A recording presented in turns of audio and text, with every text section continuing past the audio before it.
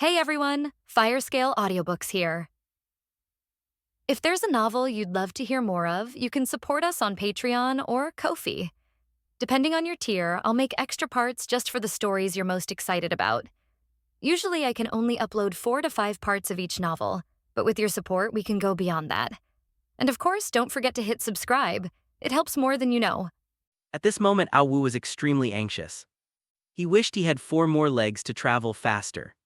Seeing Ao Wu like this, the black cat Ali instantly took over the body.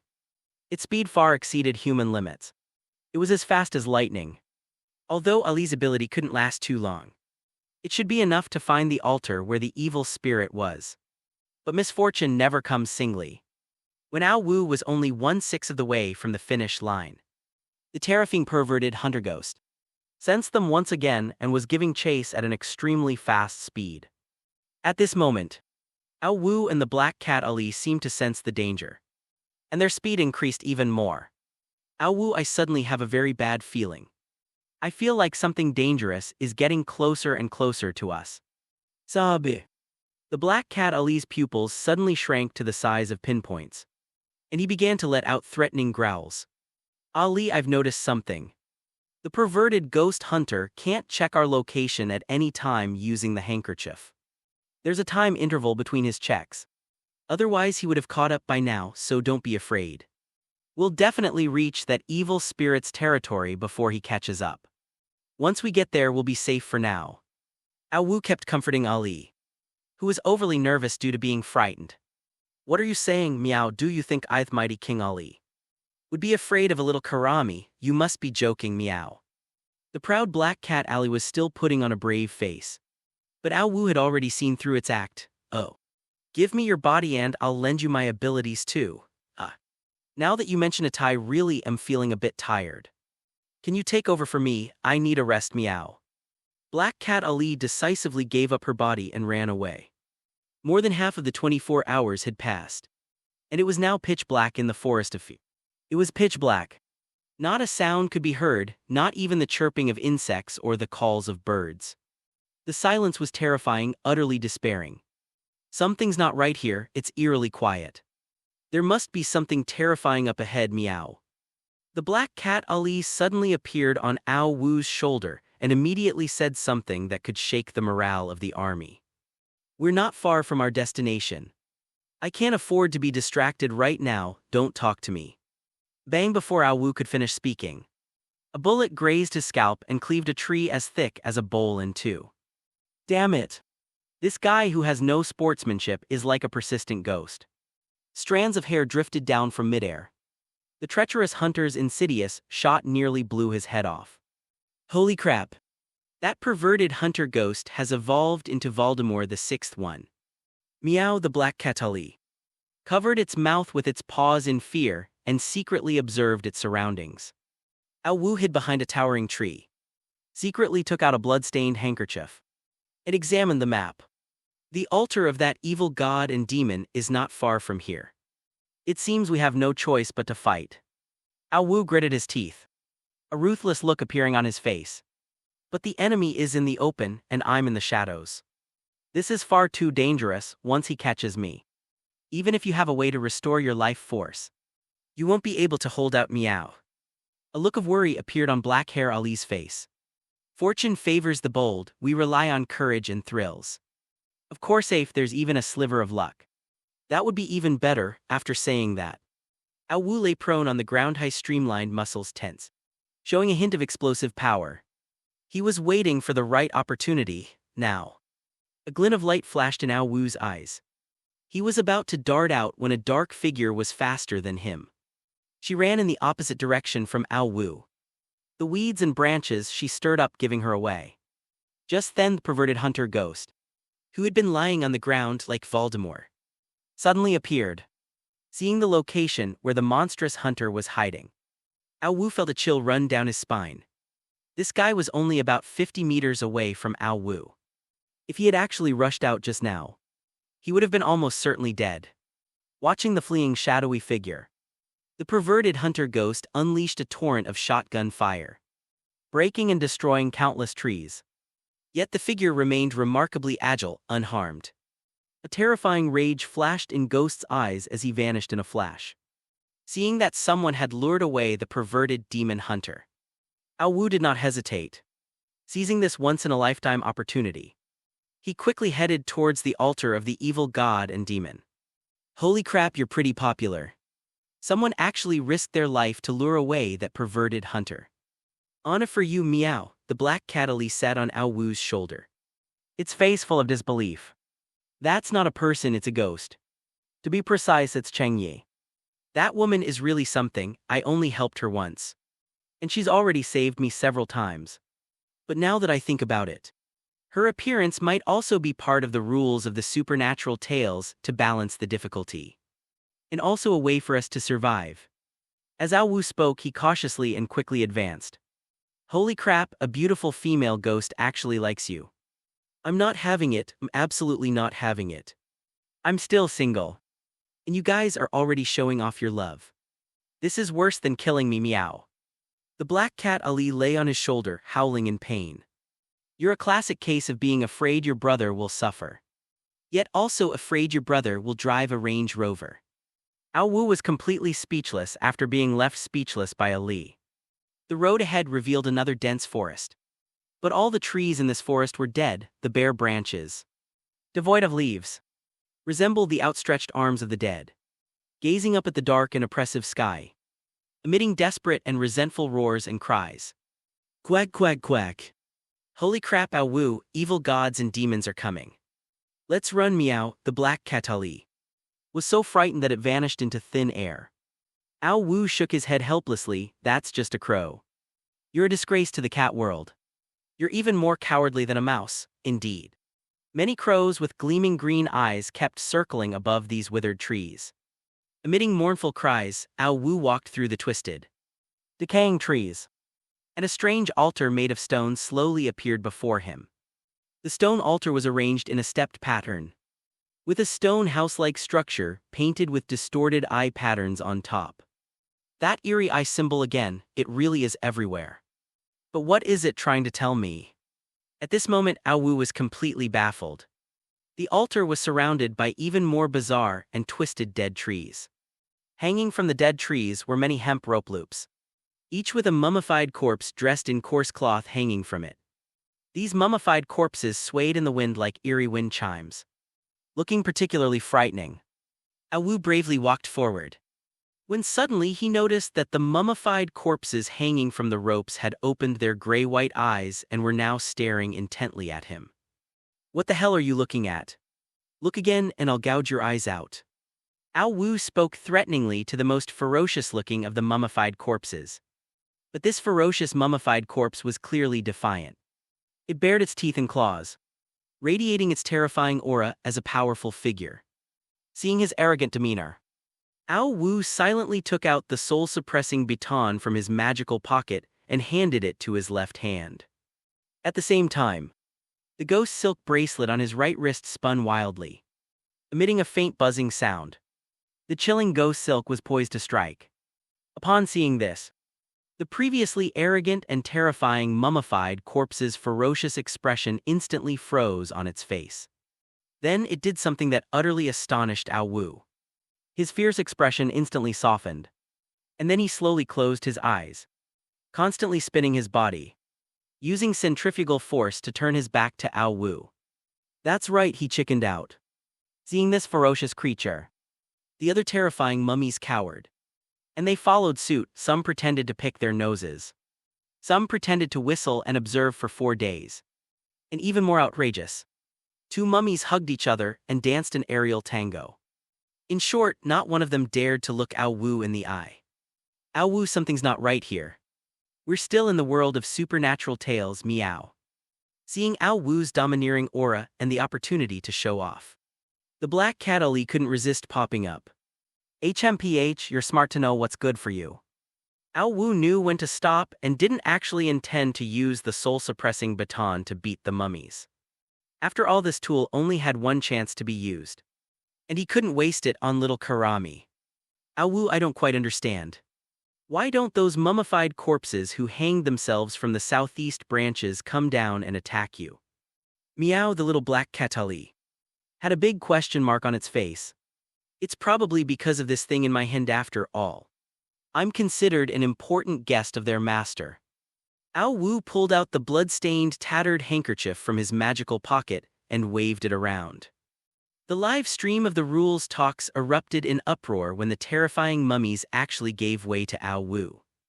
Netizen rarely confused, after watching so many live streams of the Rules of the Strange series. This is the first time I've seen a ghost so scary. Grand Magister, how did you manage that? Please teach a course, I'll listen on my knees. Netizen, little fairy, the Grand Magister's moves were so amazing they gave me goosebumps. Netizen, hooligan, ever since watching the Grand Magister's live stream on Rules of the Strange, I've felt an itch in my head like it's about to grow a brain.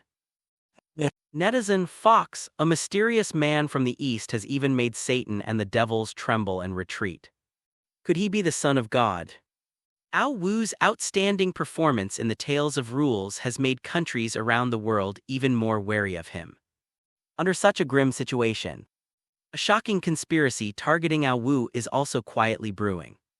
Ao Wu passed through the withered tree guarding the altar and climbed the steps of the evil god's altar.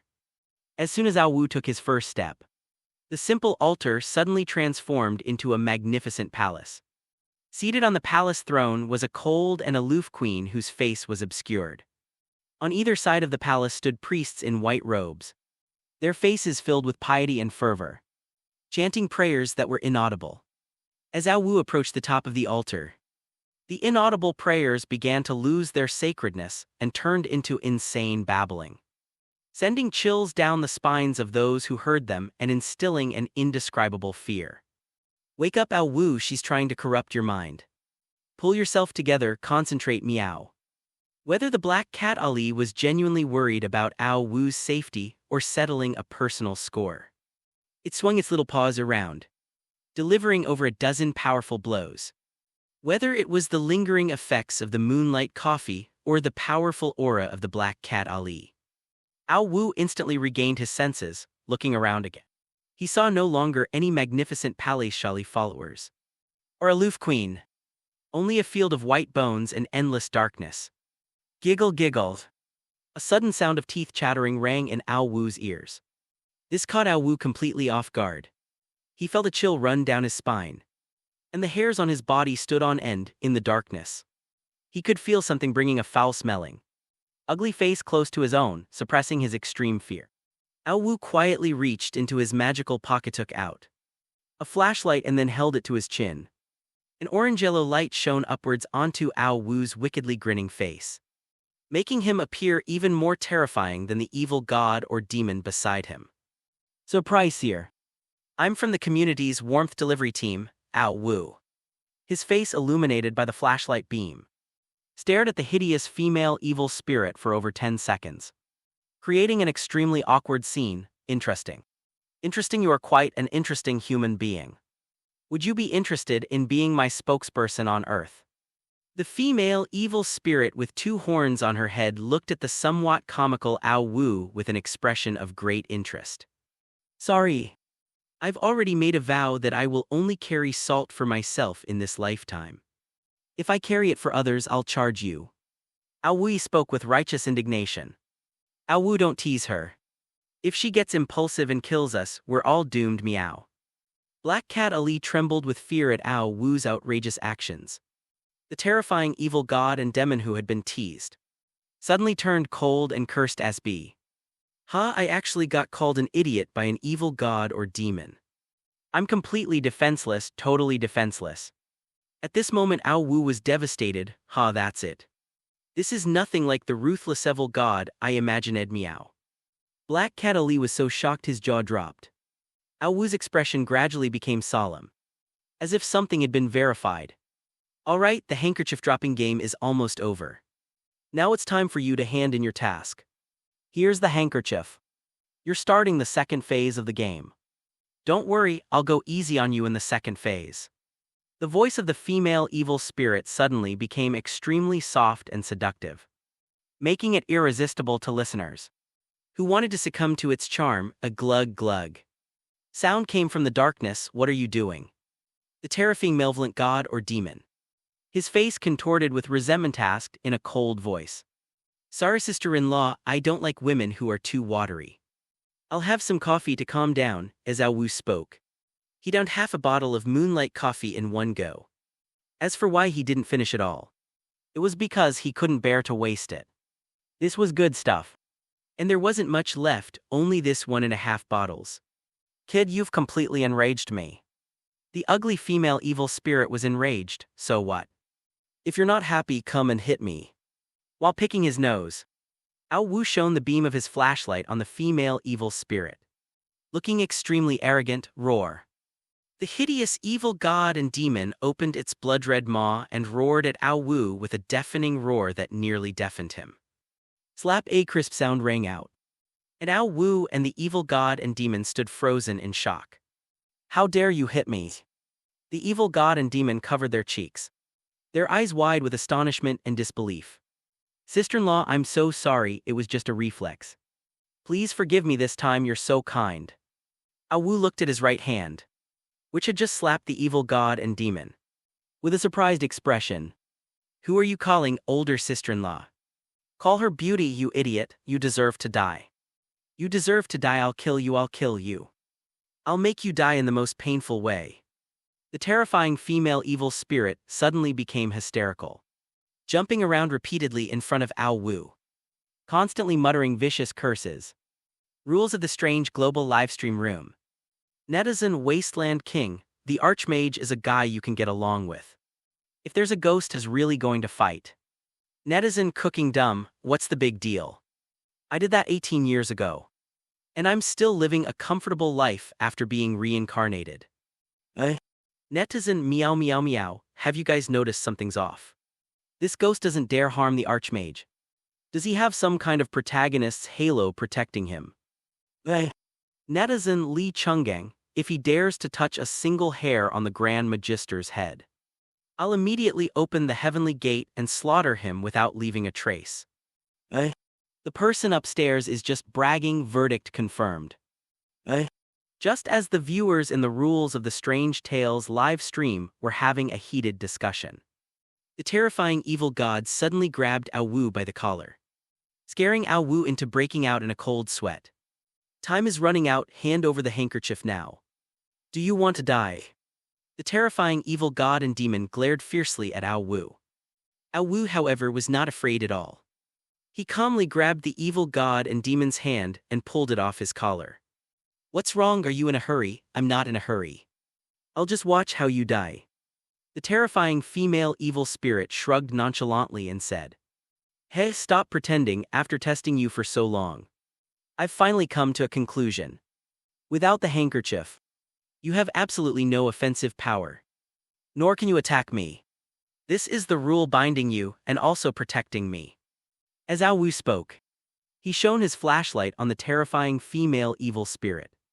The terrifying evil spirit remained silent, and her face showed no change. So what? There are only a few hours left. And you won't escape death then. The tone of the evil spirits and demons was full of threats. You've read plenty of the 36 stratagems, haven't you? Your provocation tactic is pretty good, but it's useless. Time's up. If you don't hand over the handkerchief, you're dead. But if I do hand it to you, starting the second phase of the handkerchief game, I'm still going to die, if I'm not mistaken. This bloodstained, tattered handkerchief is meant to break your rule seal. Once your seal is broken, you'll regain incredible power. Then the second phase of the game might just be you coming to me. Ao Wu took out the bloodstained handkerchief, shook it, and then put it back into his magic pocket, leaving the evil spirit that had tried to snatch it empty-handed. Ao Wu was right. The evil spirit now possessed no power whatsoever. Apart from its immortality, it was even weaker than an ordinary person. Humans, how did you discover them? Realizing she had been exposed, the female demon stopped pretending.